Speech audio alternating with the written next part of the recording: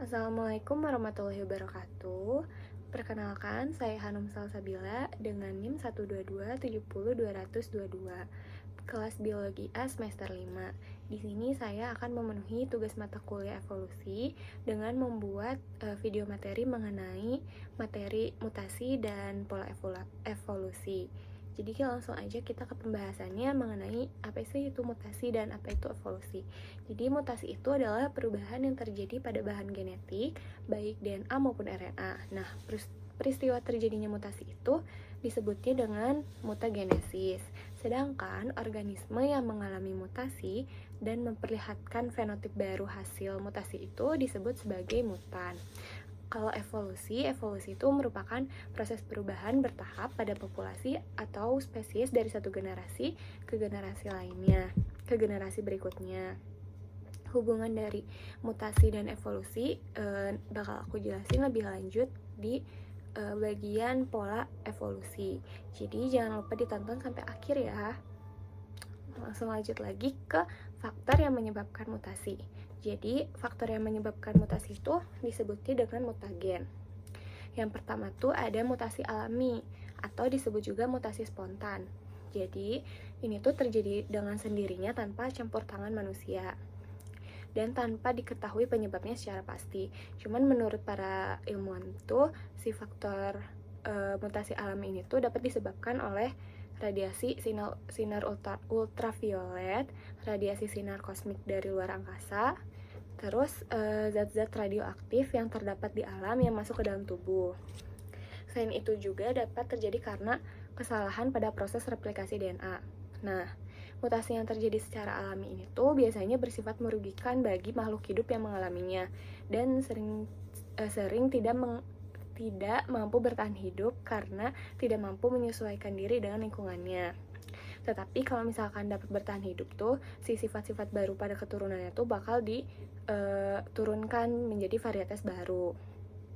Selanjutnya ada faktornya tuh karena mutasi buatan, disebut juga mutasi terinduksi. Nah, mutasi buatan itu merupakan perubahan materi genetik yang terjadi akibat usaha manusia, seperti penggunaan bahan kimia atau bahan biologi dan radiasi. Nah, kalau mutagen kimianya itu antara lain seperti pestisida, misalnya DDT, terus asam nitrit, asam nitrat. Nah, kalau bahan biologinya tuh umumnya berupa virus dan bakteri, seperti asam nukleat pada virus dan bakteri itu yang dapat merusak kromosom sel inangnya sehingga membentuk sel yang abnormal. Macam-macam mutasi. Jadi mutasi ini dibagi ada macam-macam itu, ada mutasi gen, mutasi kromosom, sama sel yang bermutasi. Kalau mutasi gen ini tuh disebut juga dengan mutasi titik, yaitu perubahan materi genetik pada gen akibat urutan basa nitrogen pada rantai DNA yang berubah.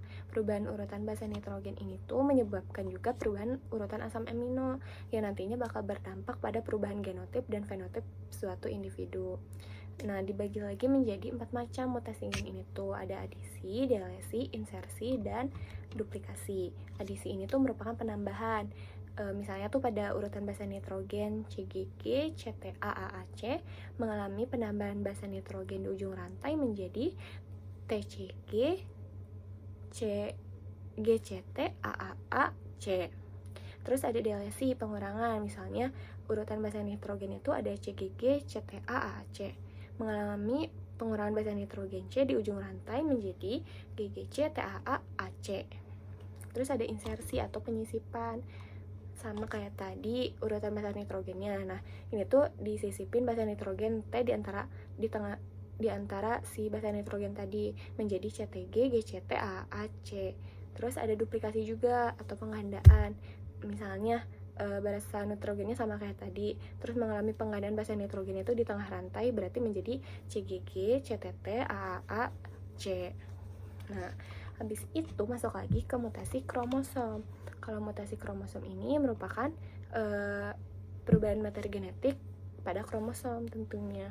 Ada delesi, terus ada inversi, terus ada translokasi, sama ada duplikasi. Yang pertama tuh ada delesi. Delesi itu sama kayak tadi, yaitu peristiwa hilangnya sebagian segmen kromosom dikarenakan patah. Terus ada duplikasi, peristiwa bertambahnya segmen kromosom sehingga kromosom mengalami kelebihan gen. Habis itu ada inversi. Inversi ini peristiwa berubahnya urutan letak gen pada kromosom menjadi urutan yang terbalik. Dan yang terakhir ada translokasi. Translokasi ini tuh peristiwa berpindahnya suatu segmen kromosom atau patahan kromosom ke kromosom lain yang bukan homolognya. Masuk ke sel yang bermutasi. Itu tuh dibagi menjadi dua. Ada mutasi somatik sama mutasi gametik. Kalau mutasi somatik ini tuh merupakan perubahan genetik yang terjadi pada sel-sel somatik, yaitu sel-sel tubuh yang bukan sel gamet. Nah, mutasi ini tuh tidak diwariskan kepada keturunannya karena hanya mempengaruhi sel-sel yang membentuk tubuh individu, bukan sel-sel yang terlibat dalam reproduksi. Contohnya ini pada kanker. Kanker ini tuh kan disebabkan oleh akumulasi mutasi somatik yang terjadi dalam sel-sel tubuh. Nah, kalau mutasi gametik ini tuh merupakan perubahan gametik yang terjadi pada sel-sel gamet, yaitu sperma dan sel telur. Mutasi ini tuh dapat diwariskan kepada keturunan. Penyebarannya tuh jika sel gamet mengalami mutasi bergabung untuk membentuk zigot, mutasi tersebut akan ada dalam semua sel tubuh keturunan, termasuk dalam gamet mereka di generasi yang akan mendatang. Contohnya itu penyakit genetik turunan seperti hemofilia. Langsung masuk lagi ke dampak mutasi. Jadi dampak mutasi itu ada mutasi positif, mutasi negatif, dan mutasi netral. Pertama tuh ada mutasi negatif dulu. Jadi apa sih mutasi negatif itu? Jadi mutasi negatif itu merupakan perubahan genetik yang menyebabkan kerugian bagi organismenya, seperti menurunnya kemampuan bertahan hidup, kesehatan yang memburuk, atau kematian. Contohnya itu pada anemia sel sabit. Jadi si anemia sel sabit itu merupakan penyakit genetik yang disebabkan oleh mutasi pada gen yang mengkode hemoglobin. Mutasi ini tuh mengubah bentuk sel darah merah dari bulat menjadi berbentuk sabit. Selain itu, ada juga yaitu sindrom Down. Nah, sindrom Down ini tuh disebabkan oleh mutasi kromosom yang tadi aku jelasin. Jadi ini tuh kelainan genetik yang disebabkan oleh adanya salinan tambahan dari kromosom 21. Dampaknya itu dari sindrom Down ini tuh yaitu keterlambatan perkembangan anak. Jadi kalau misalkan anak-anak Down syndrome tuh akan mengalami keterlambatan dalam perkembangan fisik dan mentalnya. Terus masalah kesehatannya juga, mereka akan mengalami masalah jantung, gangguan pendengaran, sama gangguan penglihatan. Selanjutnya masuk lagi ke mutasi positif. Nah, kalau mutasi positif ini contohnya pada semangka. Kayak mutasi positif ini tuh apa sih? Positif ini tuh merupakan mutasi yang tidak menyebabkan kerugian pada organismenya atau memberikan keuntungan. Yang ini tuh meningkatkan kemampuan bertahan hidup atau memperbaiki adaptasi terhadap lingkungan. Nah, contohnya itu ya tadi pada semangka yang tidak berbiji. Jadi si semangka tanpa biji itu merupakan hasil dari poliploidi, yaitu kondisi di mana tanaman ini tuh memiliki lebih dari 2 set kromosom. Sebagai contohnya tuh kayak semangka dengan biji biasa tuh memiliki 2 set kromosom, sementara semangka tanpa biji tuh memiliki 4 set kromosom. Nah, ketika tetraploid disilangkan dengan varietas diploid, hasilnya tuh semangka triploid, yaitu tidak dapat menghasilkan biji yang matak sehingga menyebabkan semangka tanpa biji. Selain itu juga, kan tadi tuh kalau anemia sel sabit tuh masuknya ke dampak negatif. Nah, ternyata si anemia sel sabit ini juga bisa menjadi dampak positif. Bagaimana sih bisa? Jadi si anemia sel sabit ini tuh bisa menjadi resistensi terhadap penyakit. Jadi di beberapa daerah tuh seperti Afrika, terdapat mutasi pada gen yang memproduksi hemoglobin, yaitu protein dalam sel darah merah yang dikenal juga sebagai hemoglobin S. Nah, individu yang memiliki satu salinan mutasi ini cenderung memiliki sel darah merah berbentuk sabit yang lebih tahan terhadap infeksi malaria. Nah, ini tuh berarti bahwa si individu tersebut tuh mungkin memiliki resiko lebih tinggi untuk penyakit anemia sel sabit. Namun mereka juga memiliki perlindungan yang lebih baik terhadap si penyakit malaria tersebut. Nah, habis itu masuk ke mutasi netral. Mutasi netral itu mutasi yang tidak menyebabkan tidak menyebabkan kerugian maupun keuntungan bagi si organisme tersebut. Contohnya ini perubahan pada warna bulu tikus. Misalkan kayak awalnya tuh bulu tikus sekelompok tikus tuh memiliki bulu berwarna putih. Nah, suatu ketika salah satu tikusnya tuh mengalami mutasi sehingga bulunya tuh berubah menjadi hitam. Nah, tikus yang warna hitam ini tuh gak memiliki keunggulan ataupun kekurangan dibandingkan si tikus putih lainnya. Mereka tuh tetap bisa mencari makan, bersembunyi dari predator, dan bereproduksi seperti biasanya. Nah, masuk ke pola evolusi. Jadi hubungan dari si mutasi dengan evolusi ini tuh si mutasi ini tuh menciptakan variasi genetik yang menjadi dasar bagi seleksi alam dan pola evolusi lainnya.